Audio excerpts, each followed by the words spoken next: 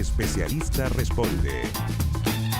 ¿Cómo les va? Comenzamos El Especialista Responde por las pantallas de Canal 24 Horas y 24horas.cl. Toda la semana siempre revisando temas de salud, enseñando, aprendiendo y también conociendo de qué se tratan las distintas enfermedades, patologías, de todo un poco aquí, por supuesto, al servicio de ustedes que nos ven a través de todas nuestras plataformas. Hoy estaremos hablando de la meningitis, el aumento de casos que se ha observado en el último tiempo en Chile y también la importancia de la vacunación. Para eso nos acompaña en el estudio del Especialista Responde la doctora Tamara Rosales, infectóloga pediátrica de GSK. Doctora, bienvenida, muchas gracias por acompañarnos. Hola, ¿cómo estás, Nicolás? Un gusto estar acá con ustedes. Vamos por lo básico primero, doctora. ¿Qué es la meningitis? Sí, bueno, la meningitis es una inflamación de las membranas que recurren al cerebro y a la médula espinal. Hay muchísimas causas. Dentro de las más frecuentes existen las virales y las bacterianas. Y dentro de ellas no todas son prevenibles a través de la vacunación. Ya. Entonces, justamente es lo que tenemos que ir discriminando para poder prevenirlas. Ahora, hay una edad, vamos a ir a entrar de lleno, digamos, los síntomas y también, pero es importante, ¿a qué edad se puede manifestar esta patología? Las meningitis son una patología que tienen un amplio espectro de edad. Ya. De hecho, pueden afectar a cualquier edad. Importante Se eso. concentran sobre todo en los extremos de la vida. Ya. Y en algunos países también afectan a adultos jóvenes y adolescentes. Entonces, realmente nadie está exento. Nadie está exento, porque uno pensaría que, y escucha muchos casos de niños, de guaguita o también de adultos mayores, digamos. Sí. Obviamente son grupos de riesgo, por lo cual se da con bastante más fuerza, lamentablemente, y puede ser bastante más preocupante. Sí, de hecho, efectivamente, en Chile, más o menos la frecuencia en los lactantes es 10 veces mayor que en el resto de la población. Ya. Y por esa razón es que la mayoría de las estrategias de prevención se concentran en los lactantes, pero no nos deja exentos a los demás. Eso muestra la estadística. ¿Hay un factor que incida en eso? ¿En ese 10% más? Realmente es el comportamiento de la enfermedad y depende mucho de cuál bacteria estemos hablando. En el caso, por ejemplo, de neumococo o hemófilos influenza, son bacterias que afectan típicamente al menor de 5 años y la mayoría de los casos fuera de esa edad sí van hacia el adulto mayor o el paciente inmunosuprimido. En cambio, el meningococo sí tiene un espectro un poco más amplio y igualmente siguen siendo los lactantes uno de los principales grupos de edad afectados. Doctora, antes de ir a los síntomas, una pregunta que me nace ahora. ¿Por qué puede ser viral o bacteriano? Porque existen múltiples microorganismos o agentes que son capaces de afectar al ser humano. En el caso de las meningitis virales realmente tienen un comportamiento un poco más predecible y además de eso tienen un pronóstico que suele ser un poco más favorable. Ya. Bacteriano podemos estar hablando de una situación Las más compleja. bacterianas suelen ser mucho más agresivas, suelen dejar todas más las bacterias, secuelas. digamos. Correcto. Y de hecho cuando decimos bacterianos, bueno, hay antibióticos, así que posiblemente al tener cura el paciente va a ir mejor y no es así, suelen ser mucho más agresivas y además de eso, el tiempo o la ventana de oportunidad que hay para iniciar el tratamiento es mucho más corto. Entonces el riesgo de que progrese la enfermedad hacia un estadio en el cual ya haya secuelas o muerte es mucho más rápido y nos da menos oportunidad de ayudar al paciente. Ahondemos en esto, en el comportamiento, los síntomas, revisamos la gráfica aquí en El Especialista Responde, vamos conversando con la doctora Tamara Rosales. Síntomas generales de la meningitis, evidentemente vamos a ir desarrollando esto. Fiebre alta repentina, 40 hacia arriba. Puede haber pacientes que tienen fiebre menos severa que 40, 38,3 en adelante ya se considera fiebre. No necesariamente tiene que ser alta para que sea una enfermedad más severa. Cada paciente responde de forma diferente. Y esto tiene que pasar varios días, ¿no? No quedarse solamente Depende. con el... Depende, ¿por qué? Sí, porque en el caso de patologías como el meningococo, el paciente en horas puede cumplir con toda esta lista o incluso llegar a los estados más severos de enfermedad. En menos de 48 horas ya el paciente puede estar en falla multiorgánica, incluso puede fallecer. Rigidez en el cuello. ¿Por qué Sí. esto? Porque las membranas que están inflamadas... Se inflaman. Exactamente. Entonces van desde el cerebro hacia abajo, hacia la médula espinal, que pasa por el cuello. Ya. Y, digamos, el lugar más móvil de nuestra columna es en el cuello y ahí es donde identificamos, al haber rigidez, que hay esta inflamación. Ya. Ahora, si pasara con adulto joven o adulto mayor, claro, uno puede identificar y dar inmediatamente lo que es el síntoma de no poder moverme. Correcto. Con las guaguitas es más difícil. Súper. Sí, de hecho, en ocasiones no se ve este signo. O los niños también, perdón, no solamente las guaguitas. Sí, efectivamente. En los lactantes el comportamiento es muy diferente, es mucho más sutil los cambios. Puede haber rechazo al alimento, por ejemplo, o irritabilidad. Y esos síntomas pueden ser más tempranos y en ocasiones el paciente no llega a desarrollar la rigidez de nuca o el dolor al momento de movilizar el cuello.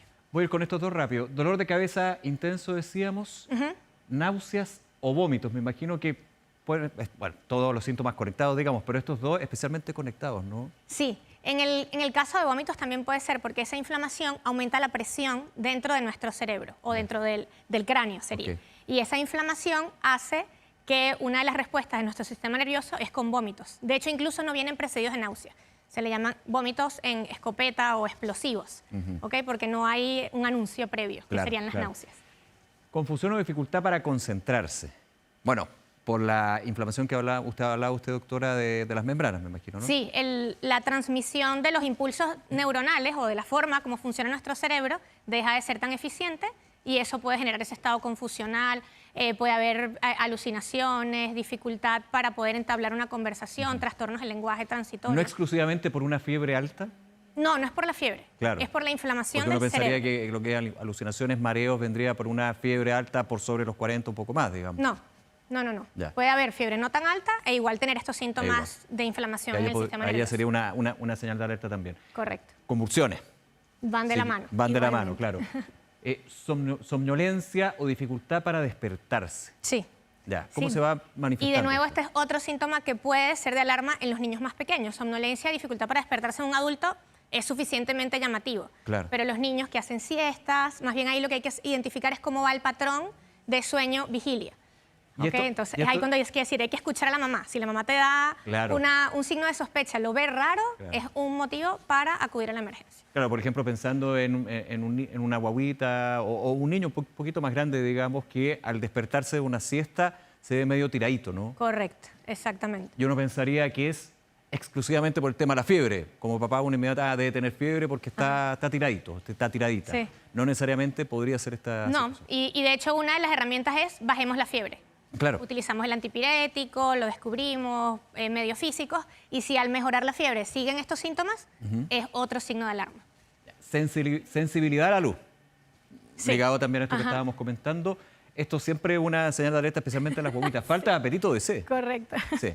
Sí. Y erupción cutánea en algunos casos, como en la meningitis meningocócica. Correcto. Esta señal ya es bien, Sí. bien Y de palpable, hecho, bien, esa bien es visible. una de las enseñanzas que cuando uno es becado tiene, es siempre hay que exponer la piel del paciente para poder identificar qué otros síntomas tienes, porque no todo el mundo, por ejemplo, en el invierno estamos súper abrigados Ya. y no vemos quizás el inicio de esta erupción que es característica de la enfermedad meningocócica invasiva.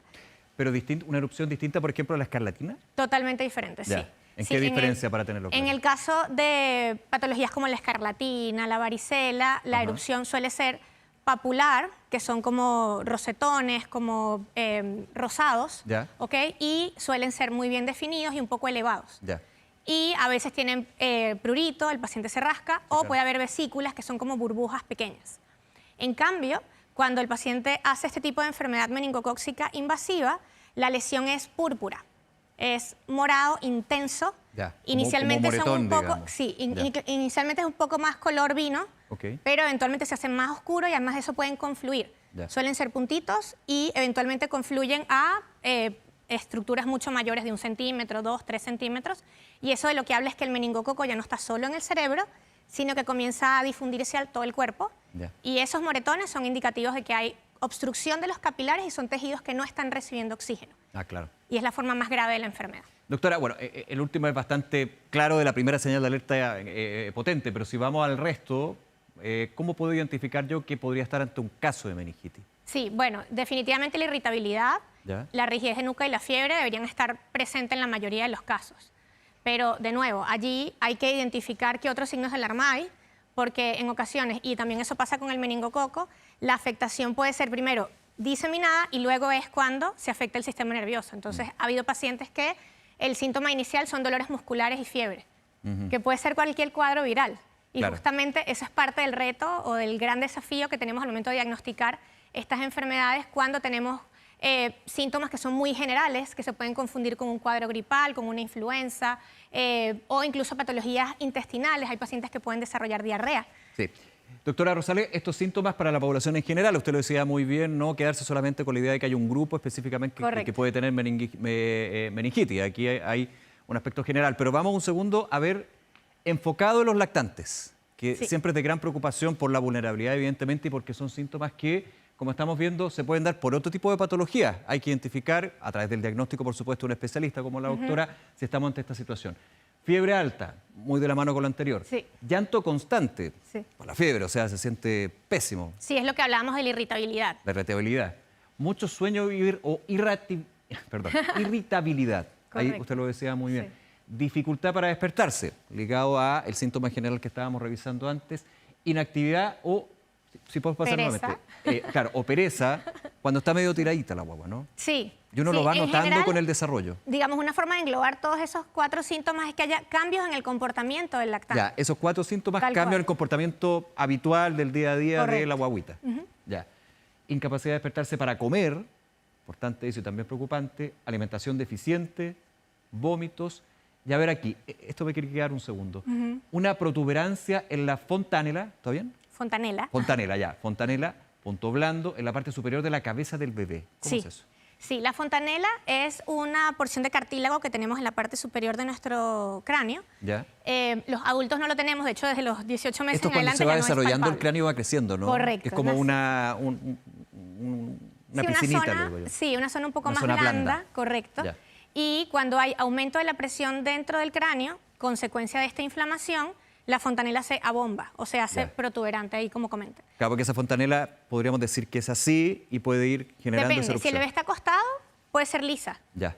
Pero cuando están sentaditos o, digamos, en posición vertical, sí se hace esta concavidad, se siente un poco hundida Ya. en un estado fisiológico, o sea, cuando el paciente está sano. Perfecto. Y cuando hay inflamación, sí se va a ver esa protuberancia. Ya, clarísimo eso. Y lo último, el lactante, la meningitis, rigidez en el cuerpo y el cuello, también lo habíamos comentado. Sí. Déjeme preguntarle, doctora, ¿en el último tiempo ha habido un aumento en los casos de meningitis? Sí. ¿Es así y por qué razones se ha dado? Bueno, después que tuvimos la pandemia, hubo un comportamiento un poco errático, no solamente de patologías como la meningitis, sino muchas otras patologías, incluso algunas de ellas virales. Claro. Y estamos comenzando a alcanzar, digamos, el escenario de normalidad que teníamos antes de la pandemia. En el caso del meningococo, que es una enfermedad de denuncia obligatoria en la cual Chile es pionero o está, digamos, a la vanguardia de la calidad del sistema de vigilancia, hemos identificado no solamente que ha habido un aumento de los casos, sino que está ampliándose el grupo de edades que está viéndose afectado. Y esto muy posiblemente es consecuencia de la calidad del sistema de vigilancia que tenemos, que como les digo es súper buena, y además de eso, de las diferentes estrategias de prevención que se han ido implementando. Si estamos protegiendo a los lactantes, la bacteria perfectamente puede cambiar su comportamiento hacia otros grupos de edad donde no haya Claro. la estrategia de prevención. Ahora, pregunta, actualmente y en ese sistema de vigilancia y de inoculación hay vacuna ministerial. Correcto. Desde de hecho, desde los primeros días de nacido. ¿Esa vacuna cuánto tiempo de vigencia tiene? Y recordando también que las vacunas no es que eliminen la posibilidad de tener la enfermedad. Sí. Lo que hace son los síntomas graves que no se presentan. Y las formas severas, correcto. formas severas. Disminuye el riesgo de que haya formas severas de la enfermedad. ¿Ya? Y en el caso de una de las vacunas, que es la que se coloca a los 12 meses de vida, además disminuye el riesgo de portación. O sea que no nos convertimos, la bacteria no vive en nosotros y por lo tanto evitamos el riesgo de contagiar a otros pacientes De que ser un sean vector en ese caso. vulnerables, correcto. Portador, en el caso Portador, de los humanos. claro. ¿Esa vacuna tiene un tiempo de duración? ¿Es necesario a cierta edad hacer un refuerzo o una nueva vacuna, por Sí, ejemplo? estas vacunas son relativamente nuevas. En el caso de la vacuna que se coloca a los 12 meses, que es una vacuna que protege contra 4 serogrupos de meningococo, hay organizaciones como el CDC de Estados Unidos e incluso algunos programas de inmunización que recomiendan revacunar cada 5 a 10 años. Digamos, cada 10 años sería una posición un poco más ecuánime. Ya. Y por lo tanto, nuestros niños que a los 12 meses están recibiendo, ya desde el año 2014, de forma masiva, esta vacuna perfectamente podría recomendarse al entrar en la adolescencia esta nueva dosis. Y de hecho el Comité Asesor de Vacunas hizo esta recomendación el año pasado. Y la otra vacuna que tenemos es una vacuna que se administra a los 2-4 meses y luego se coloca un refuerzo a los 18 meses. Esta vacuna es incluso más nueva, apenas se coloca desde julio del año pasado, se cumplió un año recientemente. Y de esta vacuna hay estudios de seguimiento hasta 7,5 años. Y el posicionamiento es más o menos el mismo de colocar un refuerzo a los 10 años. Sin embargo, nuestros pacientes lactantes apenas están cumpliendo un añito, un poquito más, y eso hace que tengamos la tranquilidad de esperar qué más o qué otras experiencias se han acumulado antes de recomendar un refuerzo en esos grupos de pacientes. Doctora, vamos a hacer una pausa, pero seguimos conversando sobre la meningitis con la doctora Tamara Rosales, infectóloga pediátrica de GSK. Pero antes de hacer el corte, las cataratas son la principal causa de ceguera en el mundo y en la mayoría de los casos se desarrollan lentamente a través de los años. Si su visión se ha vuelto borrosa o las cosas que ve no son tan brillantes ni coloridas como solía verlas, puede que haya desarrollado una catarata en uno o ambos ojos. Visite a su oftalmólogo y cuide su visión. Clínica Oftalmológica Mira. Ver bien, vivir mejor.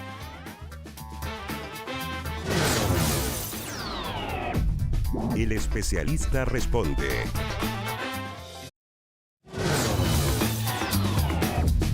El especialista responde. Seguimos conversando aquí en El Especialista Responde sobre la meningitis. Para eso estamos con la doctora Tamara Rosales, infectóloga pediátrica de GSK. Doctora, estamos hablando de los síntomas generales, también los síntomas en lactantes. Déjeme preguntarle, cuando ya se define a través de un diagnóstico de una especialista o un especialista de que estamos ante un caso de meningitis, ¿cuál puede ser el desarrollo y cómo de alguna manera se va dando el tratamiento para lo que es un cuadro clínico en este caso? Sí. Bueno, en primer lugar, el diagnóstico de la meningitis se hace con un procedimiento que se llama punción lumbar, que digamos es similar a la anestesia que colocan en la columna. Se toma con una aguja líquido que tenemos depositado en nuestras meninges y eso se estudia, no solamente en el microscopio, sino que se le hacen algunas pruebas y de esa forma podemos tener ciertos indicadores que hablan acerca de que estamos ante un cuadro de meningitis. Incluso con ese resultado podemos orientarnos respecto a si es una meningitis viral o bacteriana. Viral o bacteriana, claro. Dependiendo de esa orientación, podemos entonces tomar la decisión de iniciar el antibiótico y de nuevo allí hay que ver en qué estado está el paciente. Por ejemplo, algunos de estos síntomas más severos que vimos, como el estado de somnolencia o incluso si el paciente ya está en estado de coma, allí, digamos, el manejo debe ser en una unidad de cuidados intensivos, con monitoreo, e incluso el paciente puede requerir soporte ventilatorio, que es estar intubado, y todos estos manejos ya pasan a ser no solamente del pediatra o del infectólogo o del médico internista, sino también puede requerir un manejo multidisciplinario, dependiendo de nuevo del estado del paciente. Así que no es solamente el antibiótico el que nos va a tomar o a definir el pronóstico del paciente. Y específicamente en el caso de las meningitis bacterianas y mucho más en el caso del meningococo, depende mucho del tiempo de evolución que tenga el paciente para poder estar en esa ventana de oportunidad de la que hablábamos al principio, para poder garantizar o intentar que el paciente tenga un mejor pronóstico. Claro, porque aquí es bien difícil tener una, digamos, detección temprana, ¿no? Correcto. Sobre todo que temprana son horas, claro, o a veces minutos. Y esto puede ser un tema de día, especialmente pensando en las guaguitas, cuando uno ve ciertos síntomas, como por ejemplo la fiebre alta, y siempre la recomendación es esperar un par de días cuando esto se mantiene, digamos. Sí, de hecho lo que dice la literatura es que los lactantes consultan más tempranamente. Ya. Justamente porque las madres, de nuevo, conocen el patrón de alimentación, el ritmo de sueño, claro, tienen un termómetro a mano. Son claro, pocos los adultos que se miden la temperatura cuando están enfermos. Y justamente eso hace que el adulto minimice o se automedique cuando está con los síntomas iniciales y usualmente lo que sucede es que llegan mucho más tarde. La letalidad de la enfermedad es mayor en el adolescente y en el adulto, a pesar de que la enfermedad es más frecuente en el lactante. ¿Y eso porque llegan a consultar quizás más tarde? Correcto. Ya, tal cual. tiempo después, digamos. Sí. Ok, ahora, usted hablaba de un tratamiento en base a antibióticos, pero siempre dependiendo de la condición del paciente o la paciente. Correcto. O sea, aquí sí, puede haber una situación, un trabajo multidisciplinario para sostener lo que es el bienestar de ahí, digamos, de la paciente. ¿Solamente con antibióticos o hay algún paso que haya que ir un tema más allá, digamos? Sí, puede haber, por ejemplo, necesidad de uso de esteroides en algunos escenarios Ok, que pueden ayudar a desinflamar las meninges y ayudar que el antibiótico llegue al sistema nervioso de forma más efectiva. Si el paciente está con falla multiorgánica, que es un escenario relativamente frecuente en el meningococo, puede requerir diálisis, el paciente puede requerir transfusiones. En el escenario de la enfermedad meningocócica invasiva, estas manchas púrpuras de las que nombrábamos sí, pueden generar necrosis de los tejidos y eso puede requerir intervenciones para amputación de las extremidades.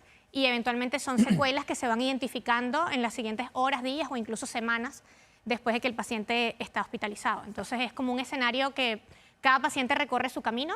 Algunos casos pueden no tener secuelas, de hecho existe un porcentaje considerable de pacientes que pueden egresar sin secuelas, pero tampoco debemos despreciar Sí, claro. al porcentaje de pacientes que sí tienen secuelas. Hay datos en Chile donde se ha reportado que entre el 50 y el 60% de los pacientes entre 0 y 19 años egresan con al menos una secuela. Imagínense. Entonces son escenarios que definitivamente no queremos entrar allí, ¿no? Ni ninguno de nuestros familiares. Por supuesto. Doctora, vamos a revisar las preguntas que nos hacen ustedes a través del especialista responde en 24horas.cl, en nuestras redes sociales. Vamos a través de la pregunta en Instagram de Natalia Arancibia, agradecerle también por compartir con nosotros esta conversación con la doctora Rosales. ¿Cuántas vacunas son para prevenir la meningitis? Sí. Lo he mencionado, Sí, bueno me recordarlo. encanta esa pregunta porque hay Súper. varias bacterias que podemos prevenir a través de la vacunación. Una de ellas es una vacuna que está dentro de la vacuna hexavalente, ¿ok? Y esta vacuna se coloca a los 2, 4 meses y luego a los 18 meses. Ya. Después de eso, Estas son las ministeriales, digamos. ministeriales, correcto. Ok. También está la vacuna del neumococo, que igualmente va a 2, 4 meses y luego a los 12. Y cuando el paciente es prematuro, recibe una dosis extra, 2, 4, 6 meses y el refuerzo a los 12. Cuando es prematuro, ok. Correcto. Y tenemos después la vacuna más reciente que les comentaba, que es contra el meningococo B, de nuevo 2, 4, 18 meses.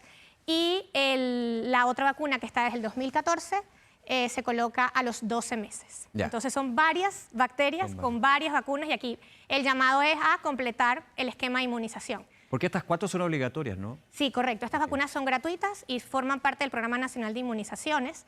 En el escenario de tal vez proteger a otros grupos de edad, allí tendríamos que consultar con nuestros pediatras o con los médicos de familia, con los médicos en los consultorios para identificar de qué manera podemos completar el esquema del resto del núcleo familiar. Ahora, para adolescentes y adultos, Sí. ¿también hay otro tipo de vacunas, otras vacunas? Sí, en el caso de meningococo, las mismas 2 vacunas que se pueden utilizar en los lactantes se pueden utilizar en el resto de los grupos de edad.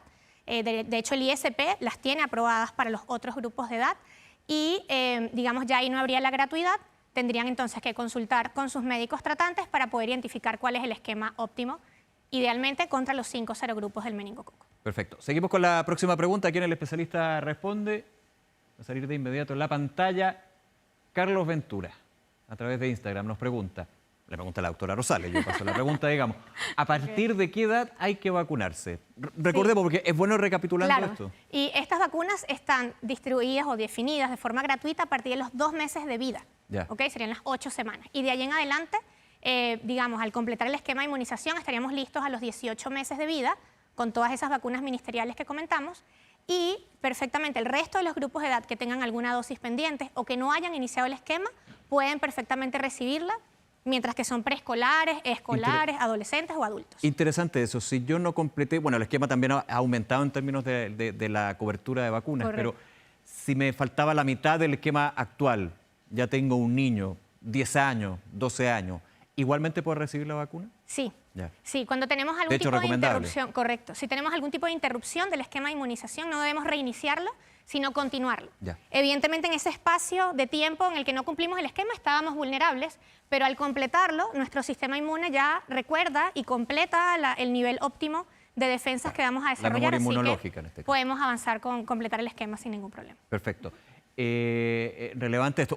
Pero también otro tema. Usted decía, a partir de los 2 meses. En adelante. Pero si la guaguita es prematura, Los 2 meses se empiezan a contar desde el día que sale de la guata. Ya. Desde ese día en adelante, el bebé es su día 0, luego 1 al día siguiente y así. Perfecto. Cuando cumpla 2 meses de nacida, ya puede ser vacunada. ok. Vamos con otra pregunta. Aquí en el especialista responde junto a la doctora Tamara Rosales. Vaya, Fernanda Bravo nos pregunta, ¿cuál es la tasa de contagio en Chile respecto a bebés y niños? Sí, buenísima pregunta. En el caso de, digamos, la era prepandémica, llegamos a tener 6 casos por cada 100.000 habitantes. Ok. La Organización Mundial de la Salud define que un país con endemicidad alta es el que tiene más de 10 casos por cada 100.000 habitantes. Y entre 2 y 9 estaríamos en endemicidad intermedia. Y por esa razón allí la recomendación es la vacunación. En el escenario pospandémico evidentemente bajó y a lo más alto que hemos llegado es a 5.6. ¿Okay? Este año ya en el acumulado estamos por 4. Así que bueno, hay que esperar el cierre del año hasta el mes de agosto, es la cifra que le estoy dando. Y como les digo, estamos ya acercándonos a cómo era el estadio o el valor de incidencia previo al escenario Llegar prepandémico. al prepandemia, digamos. Bueno, y como siempre los invitamos a revisar 24horas.cl. Nuestro equipo ha preparado justamente un artículo respecto a este tema, la meningitis, grupos de riesgo, síntomas, cómo prevenir, lo que estábamos también conversando aquí en el estudio del especialista Responde, Canal 24 Horas, junto a la doctora Tamara Rosales. Doctora, gracias nuevamente por acompañarnos, por explicarnos, muy interesante, y siempre estar muy alerta también a estos síntomas que se pueden ir dando. Muchas gracias. Perfecto, muchísimas gracias. Y a ustedes, como siempre, gracias por acompañarnos en el especialista Responde, todas las semanas hablando de salud, aquí en Canal 24 Horas y 24horas.cl. Será hasta la próxima. Nos vemos. Chao.